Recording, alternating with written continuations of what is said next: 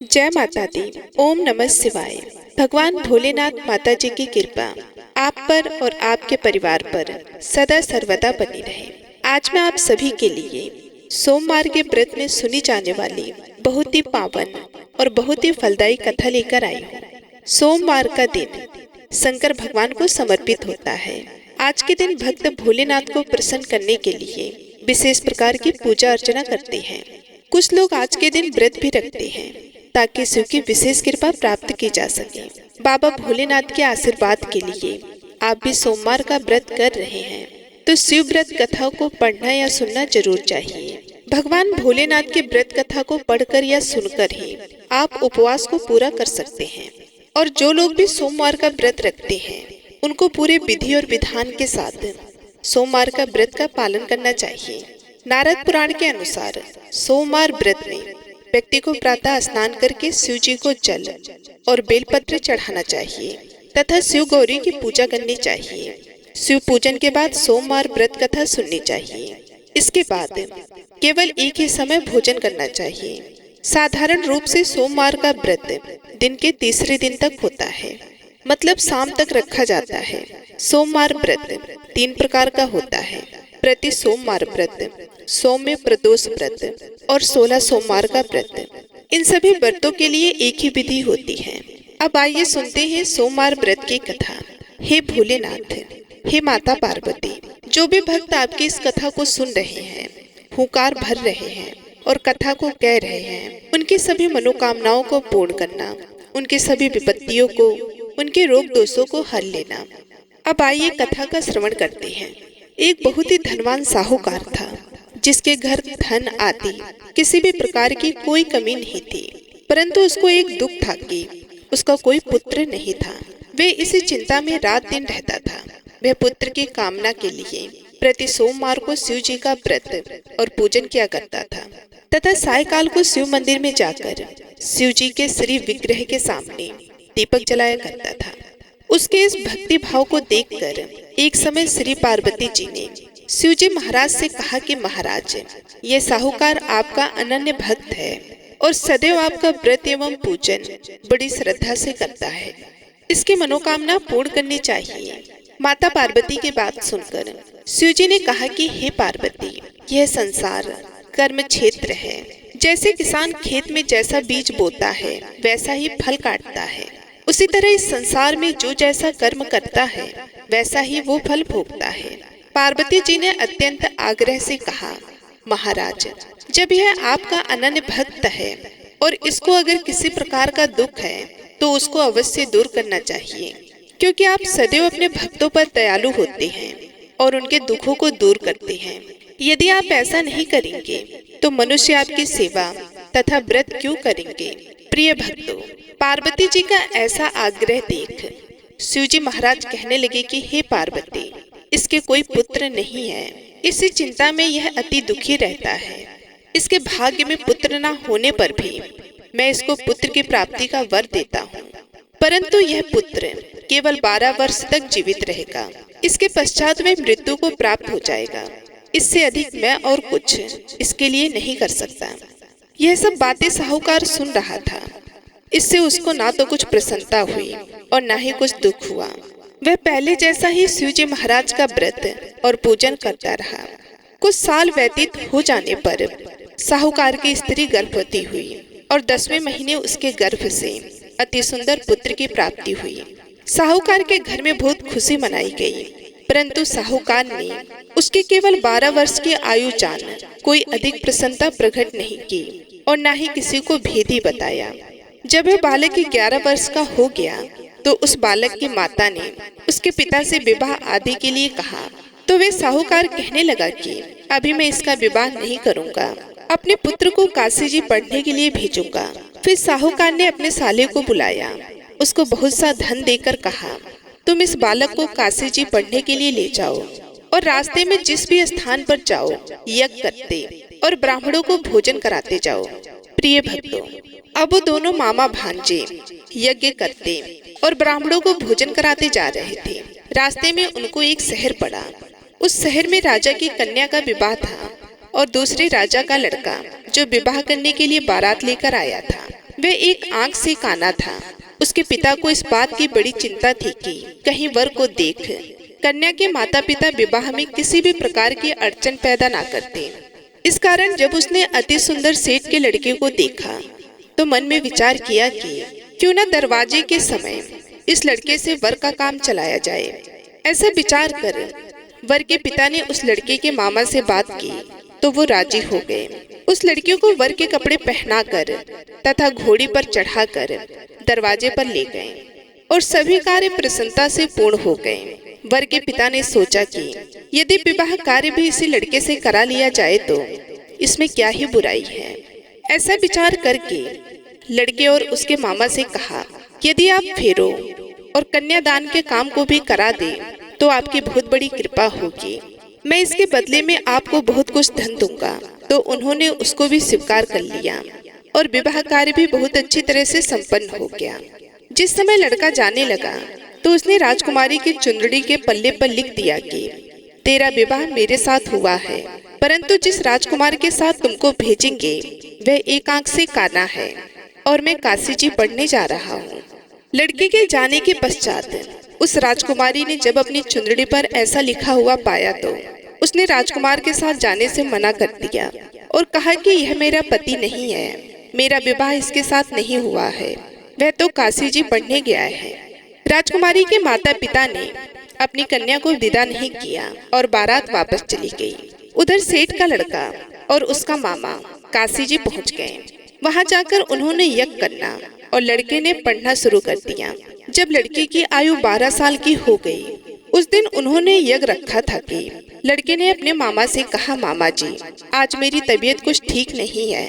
मामा ने कहा अंदर जाकर सो जाओ। लड़का अंदर जाकर सो गया और थोड़ी देर में उसके प्राण निकल गए। उसके मामा ने आकर देखा कि वह मुर्दा पड़ा है। यह देख उसको बड़ा दुख हुआ और उसने सोचा कि यदि मैं अभी रोना पीटना मचा दूंगा तो यज्ञ का कार्य अधूरा रह जाएगा। अंततः उसने जल्दी से यज्ञ का कार्य समाप्त कर ब्राह्मणों के जाने के बाद रोना पीटना आरंभ कर दिया। संयोगवश उसी समय शिव जी और माता पार्वती जी उधर से जा रहे थे। जब उन्होंने जोर जोर से रोने की आवाज सुनी तो पार्वती जी कहने लगी कि महाराज कोई दुखिया रो रहा है, इसके कष्ट को दूर कीजिए। जब भगवान भोलेनाथ और पार्वती जी ने पास जाकर देखा तो वहाँ पर एक लड़का मुर्दा पड़ा था। पार्वती जी कहने लगी कि महाराज यह तो उसी सेठ का लड़का है जो आपके वरदान से हुआ था। शिव जी कहने लगी कि हे पार्वती इसकी आयु इतनी ही थी सो भोग चुका। तब पार्वती जी ने कहा कि महाराज इस बालक को और आयु दो, नहीं तो इसके माता पिता तड़प तड़प कर मर जाएंगे। पार्वती जी के बार बार आग्रह करने पर शिव जी ने उसको जीवन वरदान दिया और शिव जी महाराज की कृपा से लड़का जीवित हो गया।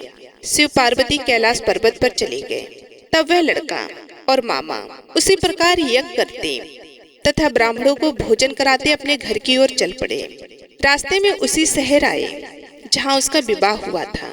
वहाँ पर आकर उन्होंने यज्ञ प्रारंभ कर दिया तो उस लड़के के ससुर ने उसको पहचान लिया और अपने महल में ले जाकर उसकी बड़ी खातिर की। साथ ही बहुत दास दासियों सहित आदर पूर्वक लड़की और जमाई को विदा किया।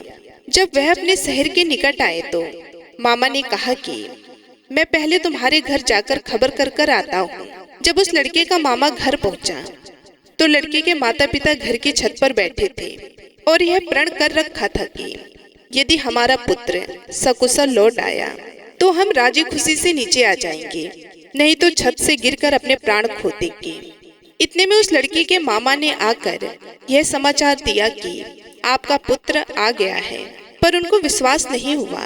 तब उसके मामा ने शपथ पूर्वक कहा कि आपका पुत्र अपनी स्त्री के साथ बहुत सारा धन साथ लेकर आया है। तो सेठ जी ने आनंद पूर्वक उसका स्वागत किया और बड़ी खुशी के साथ रहने लगे।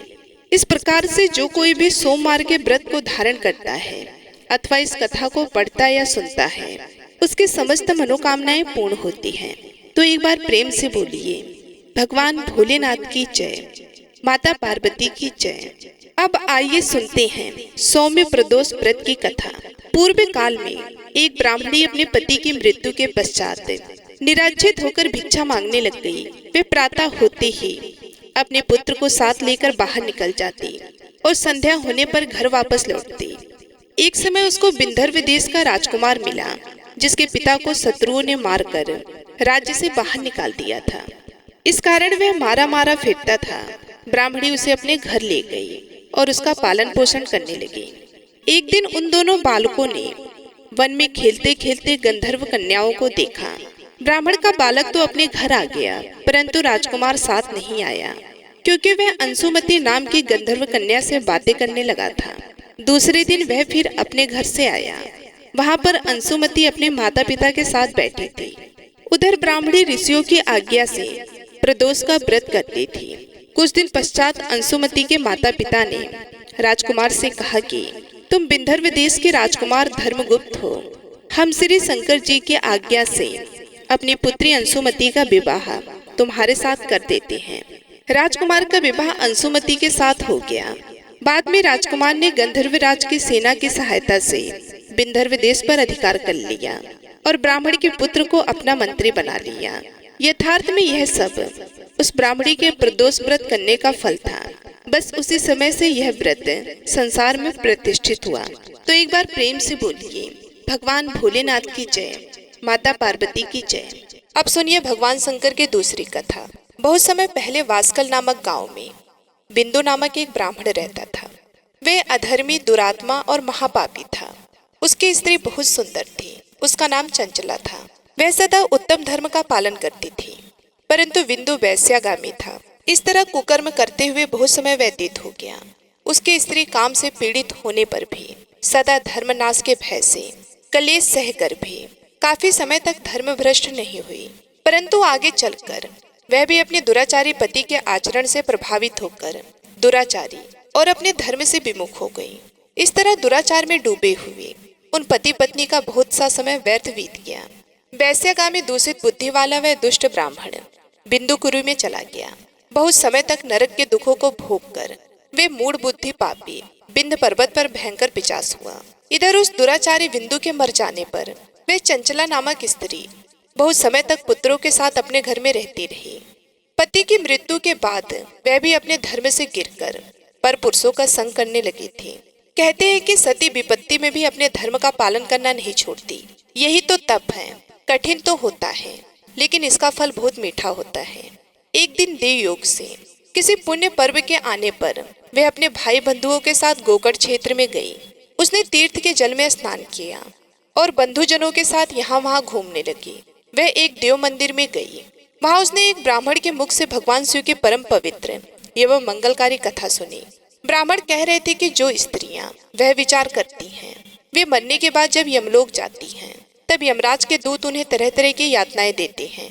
वे उसके कामागर को तप्त लौह के डंडों से दागते हैं।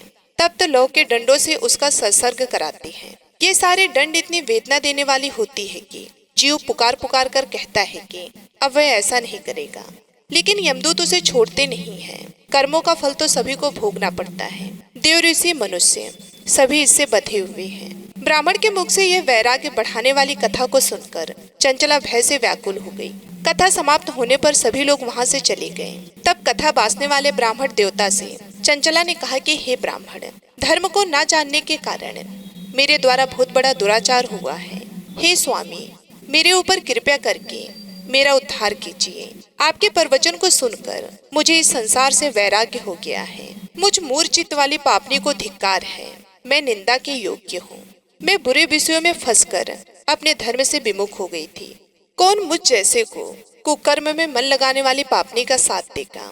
जब यमदूत मेरे गले में फंदा डालकर मुझे बांध कर ले जाएंगे और नरक में मेरे शरीर के टुकड़े करेंगे, तब मैं कैसे उन महायातनाओं को सहन कर पाऊंगी? मैं सब प्रकार से नष्ट हो गई हूँ, क्योंकि अभी तक मैं हर तरह से पाप में डूबी रही हूँ। हे ब्राह्मण, आप मेरे गुरु हैं, आप ही मेरे माता पिता हैं। मैं आपके शरण में आई हूँ।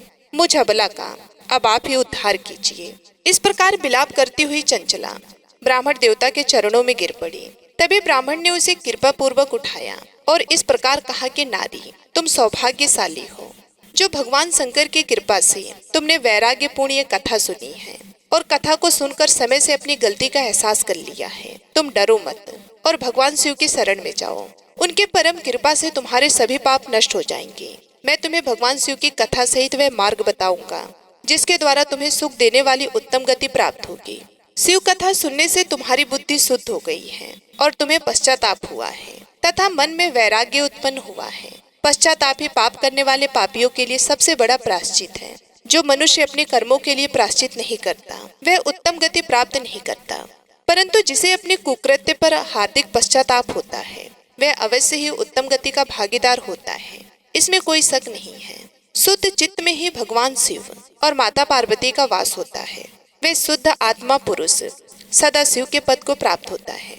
इस कथा का श्रवण सभी मनुष्यों के लिए कल्याणकारी है, अतः इसकी आराधना और सेवा करनी चाहिए। हे ब्राह्मण पत्नी, तुम अन्य विषयों से अपने मन को हटाकर भगवान शंकर की इस परम पावन कथा को सुनो। इससे तुम्हारे चित्त की शुद्धि होगी और तुम्हें मोक्ष की प्राप्ति होगी।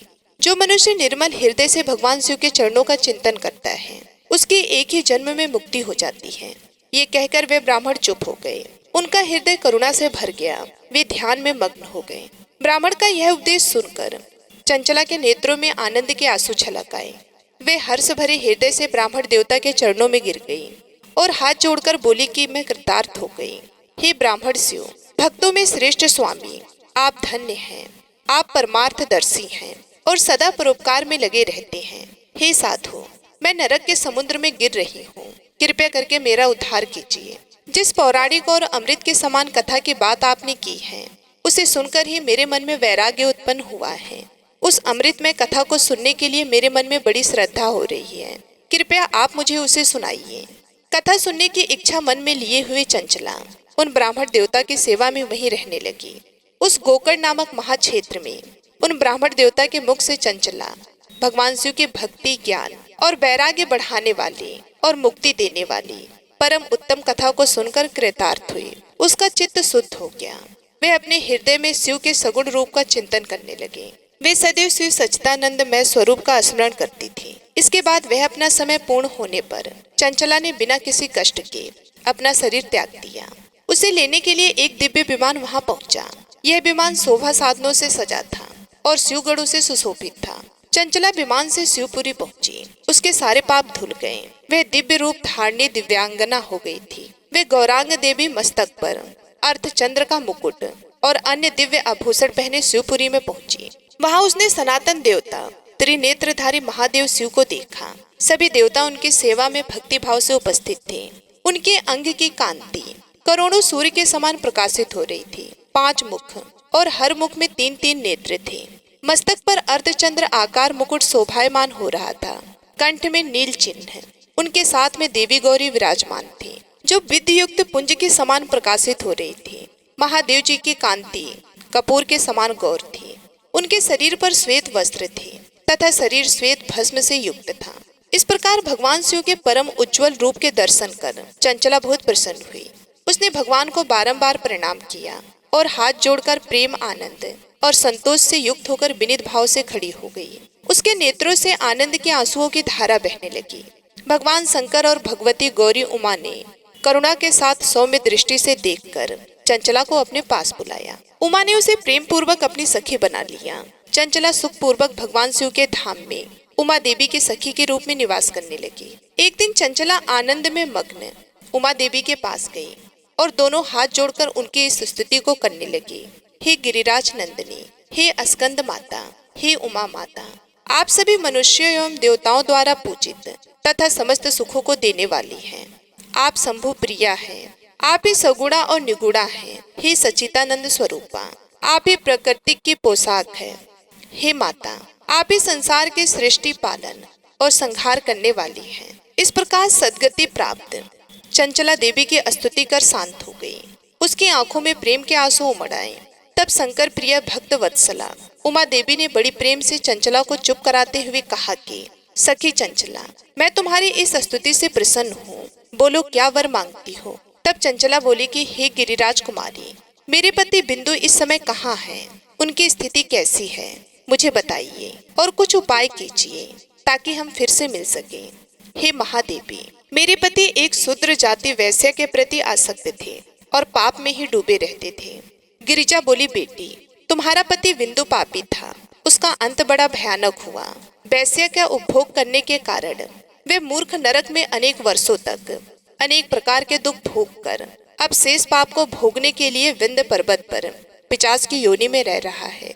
और वे दुष्ट वहीं वायु पीकर रहता है और सभी प्रकार के कष्ट सहता है। गौरी देवी की यह बात सुनकर चंचला अत्यंत दुखी हो गई। फिर मन को किसी तरह स्थिर करती हुई दुखी हृदय से माँ गौरी से उसने एक बार फिर पूछा कि हे महादेवी, मुझ पर कृपा कीजिए और मेरे पापी पति का अब उद्धार कीजिए। कृपया करके मुझे वह उपाय बताइए जिससे मेरे पति को उत्तम गति प्राप्त हो सके। गौरी देवी ने कहा, यदि ये तुम्हारा पति भगवान शिव की पुण्यमय उत्तम कथा को सुने तो वे इस दुर्गति को पार करके उत्तम गति का भागी हो सकता है। अमृत के समान मधुर गौरी देवी के यह वचन सुनकर चंचला ने दोनों हाथ जोड़कर मस्तक झुकाकर उन्हें बार बार प्रणाम किया और प्रार्थना की कि मेरे पति को भगवान शिव की कथा सुनाने की व्यवस्था कीजिए। ब्राह्मण पत्नी चंचला के बार बार प्रार्थना करने पर शिवप्रिया गौरी देवी ने भगवान शिव की महिमा का गान करने वाले गंधर्वराज तुमरो को बुलाकर कहा कि तुमरो, तुम्हारी भगवान शिव में प्रीति है। तुम मेरे मन की सभी बातें जानकर मेरे कार्यों को सिद्ध करते हो, तो मेरी इस सखी के साथ विंध्य पर्वत पर जाओ। वहाँ एक महाघोर और भयंकर पिशाच रहता है। पूर्व जन्म में वह पिशाच बिंदुकुरी हो गया था। वे स्नान, संध्या आदि नित्य कर्म छोड़कर अपवित्र रहने लगा। क्रोध के कारण उसकी बुद्धि भ्रष्ट हो गई थी। दुर्जनों से उसकी मित्रता तथा सज्जनों से द्वेष बढ़ गया था। वे अस्त्र शस्त्र से हिंसा करता, लोगों को सताता और उनके घरों में आग लगा देता था। चंडाल से दोस्ती करता और वे रोज वेश्या के पास जाता था। पत्नी को त्याग कर दुष्ट लोगों से दोस्ती कर उन्हीं के संपर्क में रहता था। वह मृत्यु तक दुराचार में फंसा रहा। मृत्यु के बाद उसे पापियों के भोग स्थान यमपुरी में ले गए। वहाँ घोर नरकों को सहकर वे इस समय वह विंध्य पर्वत पर पिशाच बनकर रह रहा है और अपने पापों का फल भोग रहा है। तुम उसके सामने परम पुण्यमयी पापों का नाश करने वाली भगवान शिव की दिव्य कथा का प्रवचन करो। इस कथा के सुनने से उसका हृदय सभी पापों से मुक्त होकर शुद्ध हो जाएगा और वे प्रेत योनि से मुक्त हो जाएगा। दुर्गति मुक्त होने पर उस बिंदुकुरी की सराहना करते हुए चंचला को साथ लेकर विमान से पिशाच के निवास स्थान पर विंध्य पर्वत पर गया। वहां पहुंचकर उसने विशाल आकृति वाले पिशाच को देखा। उसका शरीर विशाल था, उसकी ठोड़ी बड़ी थी। वे कभी हंसता, कभी रोता, कभी उछलता था। महाबली तुमरो ने बिंदुकुरी के लिए मंडप की रचना की। शीघ्र ही इस बात का पता लोगों को चल गया कि एक पिशाच के उद्धार हेतु देवी पार्वती की आज्ञा से तुमरो भगवान शिव की कथा सुनाने विंध्य पर्वत पर आया है। उस कथा को सुनने के लोभ से बहुत से देव ऋषि वहां पहुंच गए। सभी को आदर पूर्वक स्थान दिया गया। पिशाच बिंदु को पासों में बांधकर आसन पर बिठाया गया और तब तुमरो ने परम भगवान शिव की अमृत कथा का गान शुरू किया, जिससे सभी श्रोता कृतार्थ हो गए। परम पुण्यमय कथा को सुनकर पिशाच सभी पापों से मुक्त हो गया और उसने पिशाच शरीर का त्याग कर दिया। शीघ्र ही उसका रूप दिव्य हो गया। उसका शरीर गौण वर्ण का हो गया।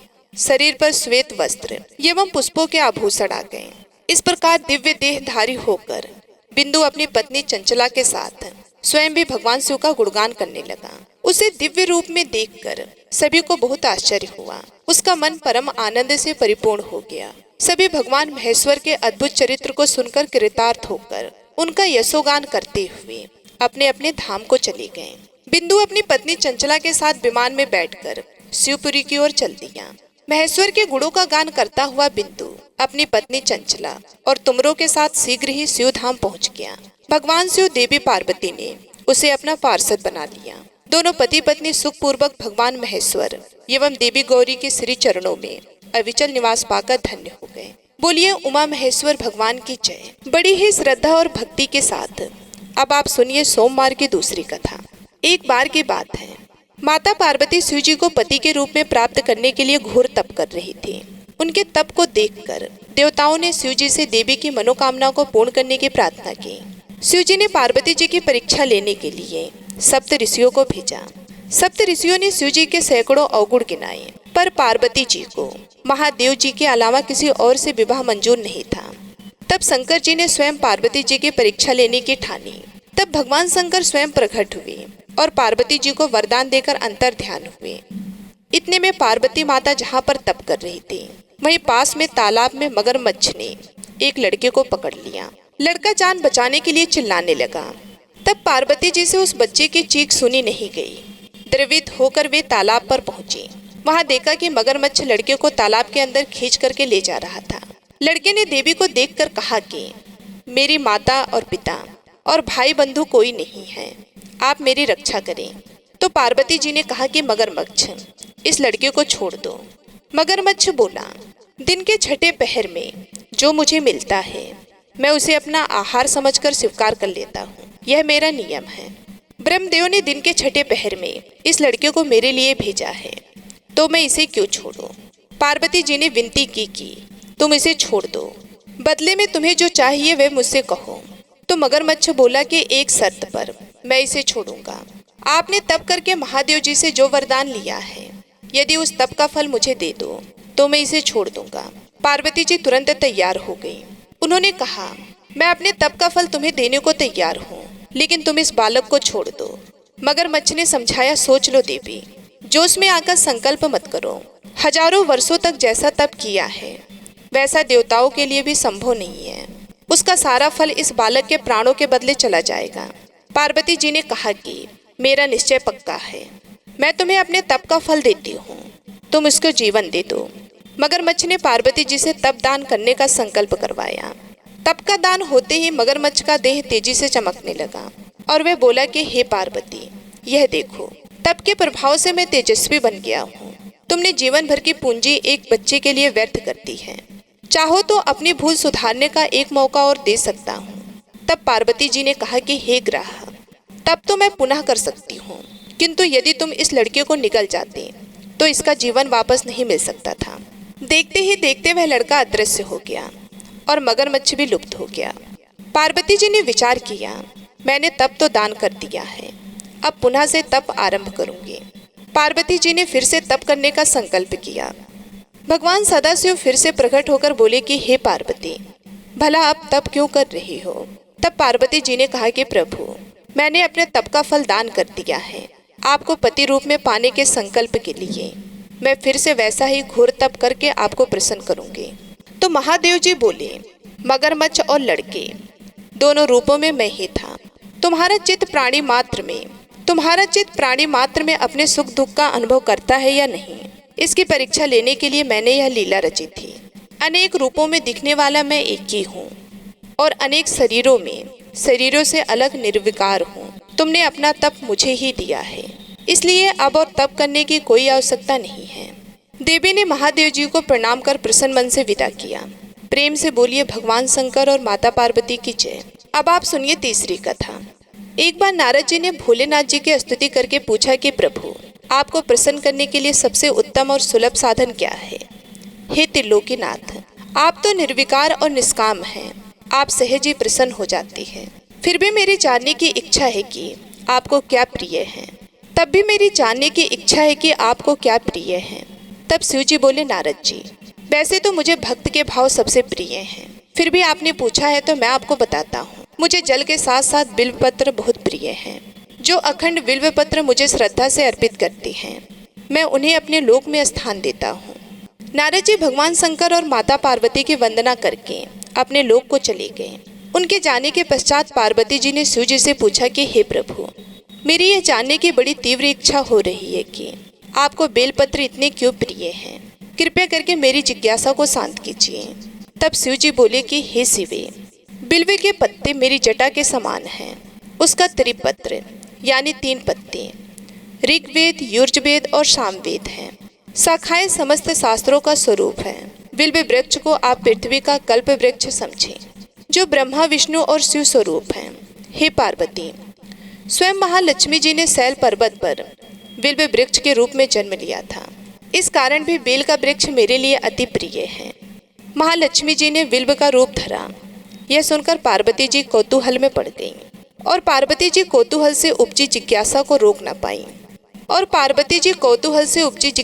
रोक नहीं पाई। उन्होंने पूछा, देवी लक्ष्मी ने आखिर बिल्व वृक्ष का रूप क्यों लिया? आप ये कथा विस्तार से कहें। तब भोलेनाथ ने देवी पार्वती जी को कथा सुनाना आरंभ किया और कहा कि हे देवी, सतयुग में ज्योति रूप में मेरे अंश का रामेश्वर लिंग था। ब्रह्मा आदि देवों ने उसका विधिवत पूजन अर्चन किया था। इसका परिणाम ये हुआ कि मेरे अनुग्रह से वाणी देवी सबको प्रिय हो गई। वे भगवान विष्णु को सत्यंत प्रिय हो गई। मेरे प्रभाव से भगवान केशव के मन में वाग देवी के लिए जितनी प्रीति उत्पन्न हुई वह स्वयं लक्ष्मी जी को नहीं भाई। लक्ष्मी देवी का श्री हरि के प्रति मन में कुछ दुराव पैदा हो गया। वे चिंतित और रुष्ट होकर चुपचाप परम उत्तम श्री शैल पर्वत पर चली गईं। वहां उन्होंने तप करने का निश्चय किया और उत्तम स्थान का चयन करने लगी। महालक्ष्मी ने उत्तम स्थान का निश्चय कर मेरे लिंग विग्रह की उग्र तपस्या प्रारंभ की। उनकी तपस्या कठोरतम होती जा रही थी। हे परमेश्वरी, कुछ समय के बाद महालक्ष्मी जी ने मेरे लिंग विग्रह से थोड़ी ही देर में एक वृक्ष का रूप धारण कर लिया। अपने पत्तों और पुष्प द्वारा निरंतर मेरा पूजन करने लगी। इस तरह महालक्ष्मी जी ने लाखों वर्षों तक घोर आराधना की। अंततः उन्हें मेरा अनुग्रह प्राप्त हुआ। मैं वहां प्रकट हुआ और देवी से इस घोर तप की आकांक्षा पूछकर वर देने को तैयार हुआ। महालक्ष्मी जी ने मांगा कि श्री हरि के हृदय में मेरे भाव से वाग देवी के लिए जो स्नेह हुआ है वह समाप्त हो जाए। तब शिव जी बोले, मैंने महालक्ष्मी जी को समझाया, श्री हरि के हृदय में आपके अतिरिक्त किसी और के लिए कोई प्रेम नहीं है। वाग देवी के प्रति उनका प्रेम नहीं अपितु श्रद्धा है। यह सुनकर लक्ष्मी जी प्रसन्न हो गई और पुनः श्री विष्णु के हृदय में स्थित होकर निरंतर उनके साथ विहार करने लगी। हे पार्वती, महालक्ष्मी के हृदय का एक बड़ा विकार इस प्रकार दूर हो गया। इस कारण हरिप्रिया उसी वृक्ष रूप में सर्वदा अतिशय भक्ति से भरकर यत्नपूर्वक मेरी पूजा करने लगी। हे पार्वती, इसी कारण बिल्व का वृक्ष, उसके पत्ते, फल फूल आदि मुझे बहुत प्रिय हैं। मैं निर्जन स्थान में बिल्व वृक्ष का आश्रय लेकर रहता हूँ। बेल वृक्ष को सदा सर्व तीर्थ में एवं सर्व देवम मानना चाहिए। बिल्व पत्र, बिल्व फूल, बिल्व वृक्ष अथवा बिल्व के चंदन से जो मेरा पूजन करता है वह भक्त मेरा अति प्रिय है। बिल्व वृक्ष को शिव के समान ही समझे, वह मेरा शरीर है। जो बिल्व पर चंदन से मेरा नाम अंकित करके मुझे अर्पण करता है, मैं उसे सभी पापों से मुक्त करके अपने लोक में स्थान देता हूँ। हे देवी, उस व्यक्ति को स्वयं लक्ष्मी जी भी नमस्कार करती हैं जो मेरा पूजन करते हैं। जो बिल्व मूल में प्राण छोड़ता है उसको रुद्र देह प्राप्त होता है और ऐसे मनुष्यों पर सदैव ही माता लक्ष्मी की कृपा रहती है और साथ ही साथ भगवान नारायण की भी कृपा उन पर सदैव बनी रहती है। तो प्रेम से बोलिए भगवान शिव और माता पार्वती की जय।